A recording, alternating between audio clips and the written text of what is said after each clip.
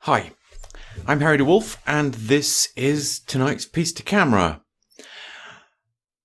A few years ago, I started to realise that, having always believed that you're not a type of that when you're not something, you're just someone who does something.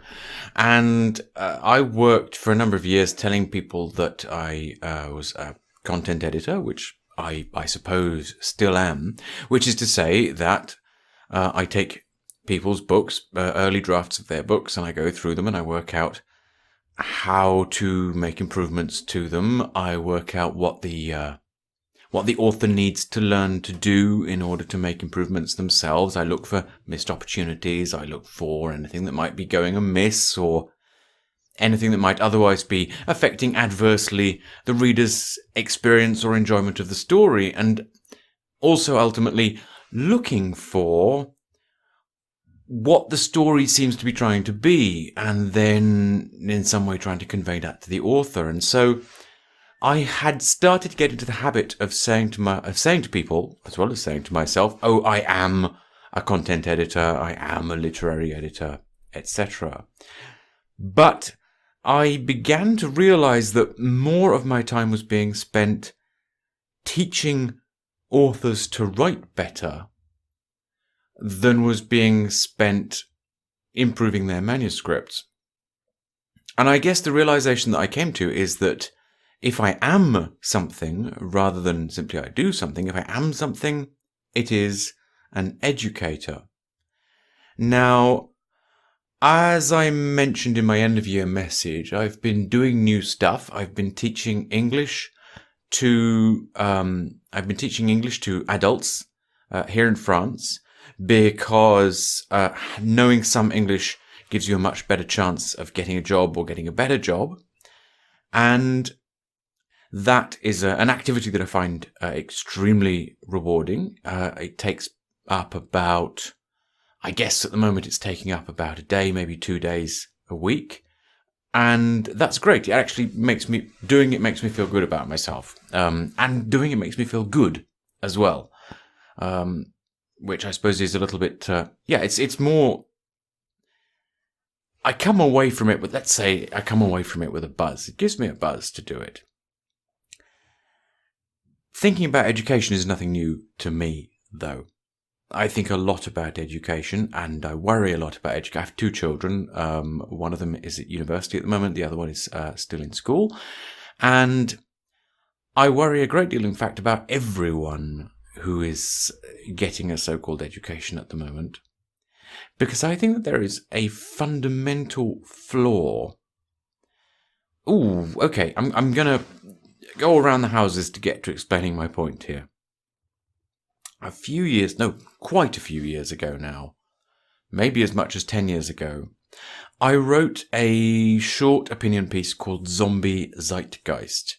I think if you look for it, you can still find it on my old blog archive, which is hosted on Blogger. If I can find it, maybe I'll stick a link in the video description. Zombie Zeitgeist is a piece that is all about why stories about zombies were, and indeed still are, so enormously popular at the moment. And Zombie Zeitgeist is a piece that it's kept coming back to me.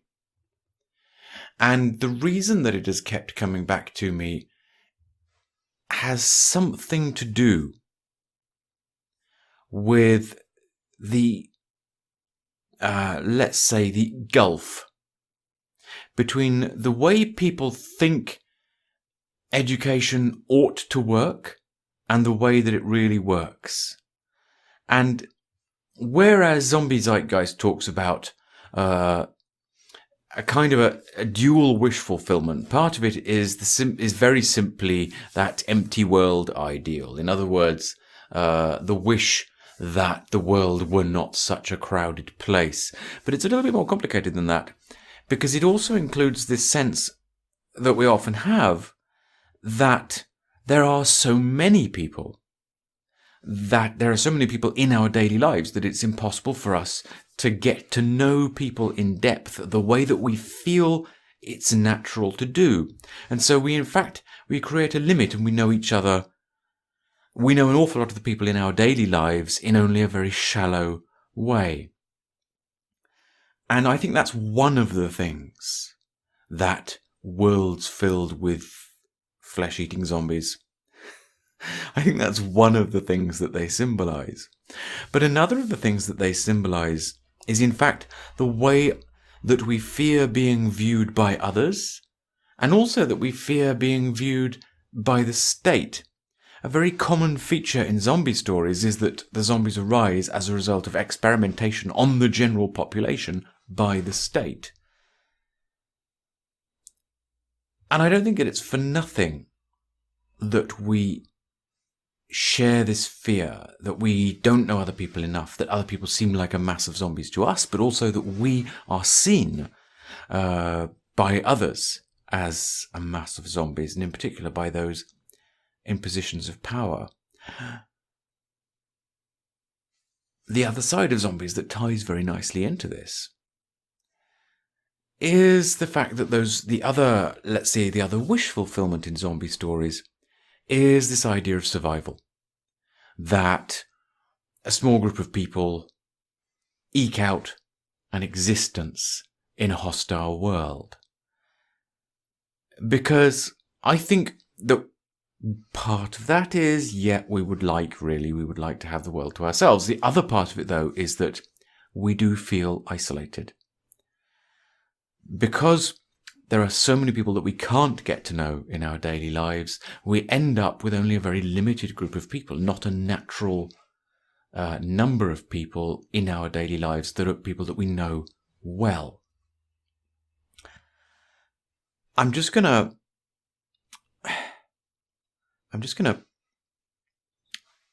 stick a pin in that for a moment and come back to something that came up in my one of my English lessons this week.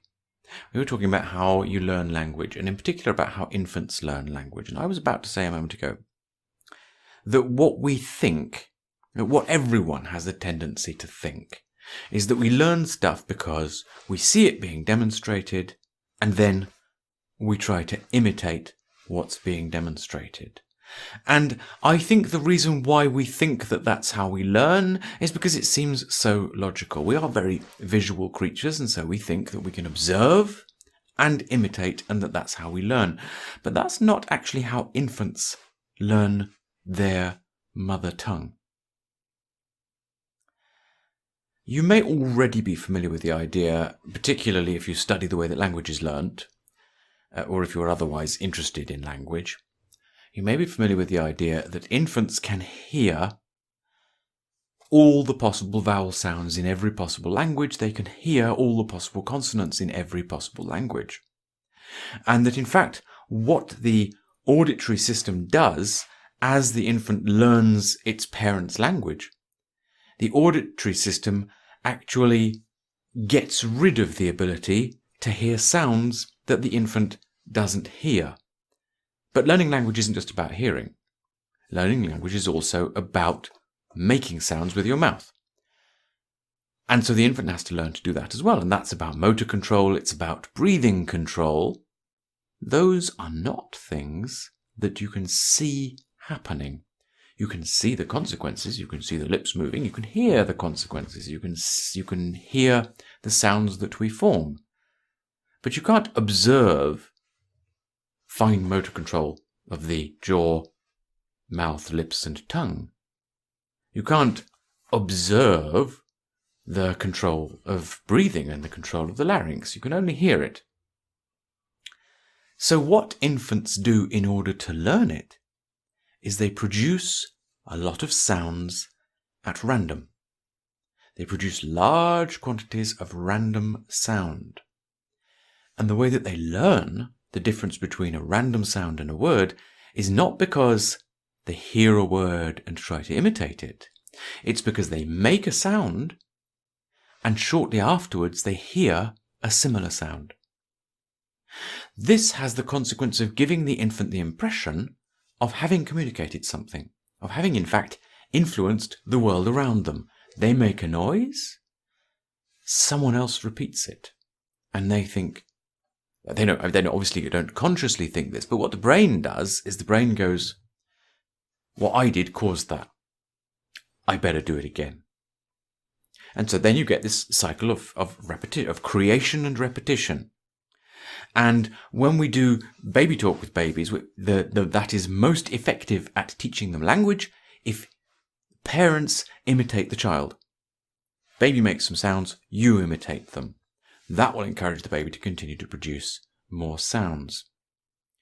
Now, the reason why I'm telling you that is because what I'm trying to do is I'm trying to bring together several different ideas, all of which into the idea of education, because I try through my courses on Udemy to teach people how to tell better stories, and I try when I work one-to-one with an author on their manuscript to teach them techniques that will enable them to both self-edit and to rewrite even better.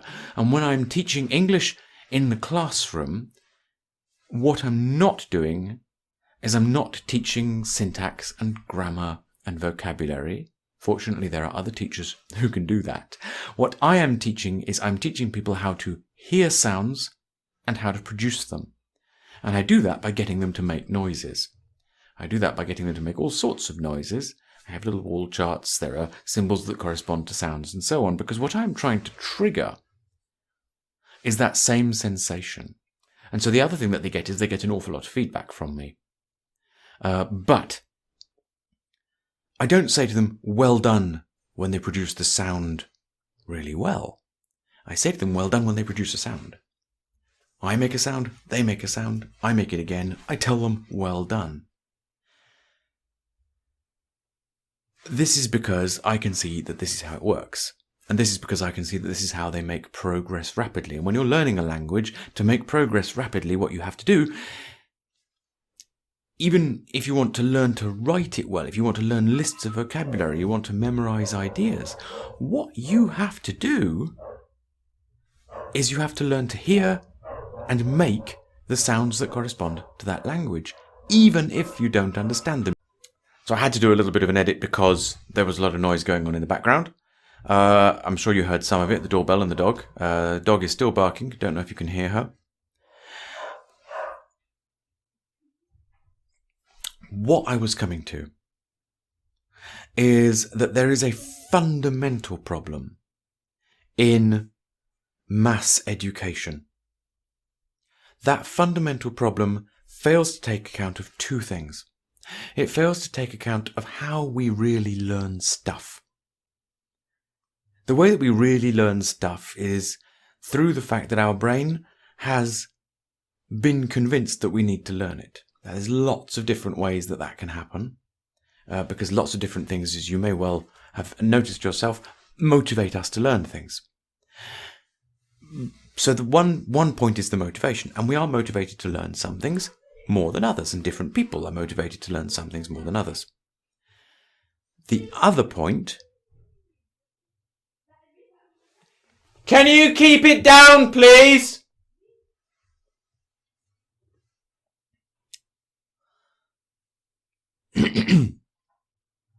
The other point is a very broad point about, well, and the reason why I mentioned zombies, it's about survival.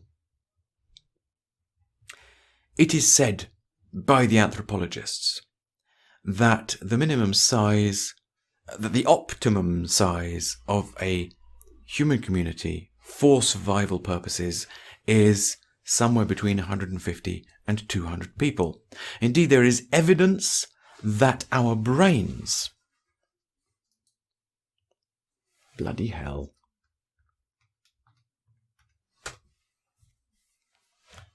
Indeed, there is evidence that our brains prefer that number of people. There seems to be an optimal number of people that we can get to know well, that we recognize readily, whose names we remember, and other details about them, their daily lives, their families, and that optimal number seems to be somewhere between 100 and 150. This is often described as the friend number. It's the reasonable number of friends that a person can have.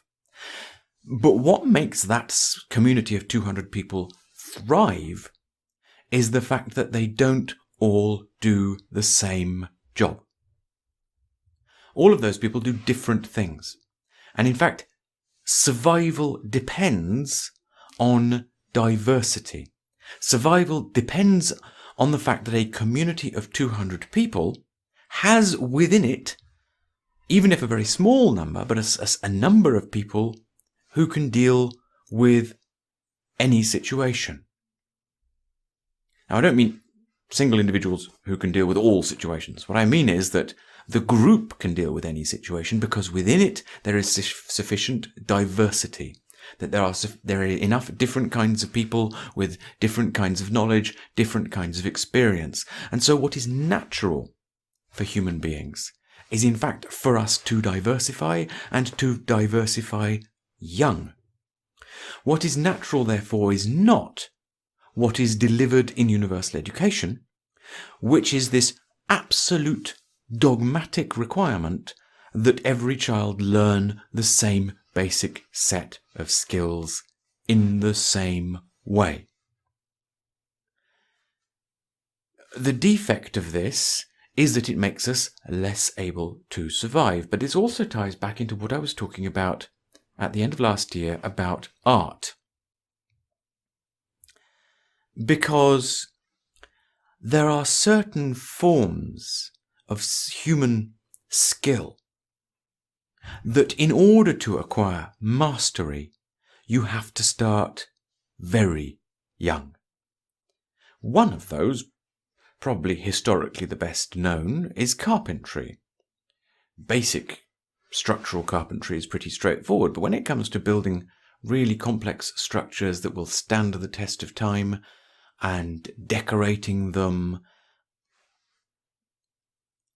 that requires practice that starts very young. That requires development of the eye and the hand and the whole body to use the tools very young. And universal education prevents this.